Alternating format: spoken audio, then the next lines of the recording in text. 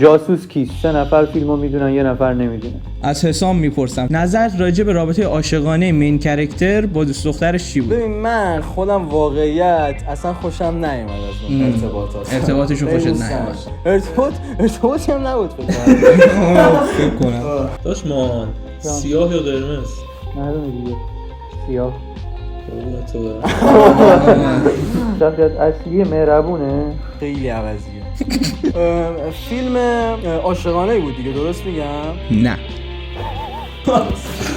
آریا دشمن اصلی این شخص کرکتر معروفی بود. خیلی معروفه. ریش داره معمولا یا ریش آره نداره؟ معمولا ریش پرپشمه.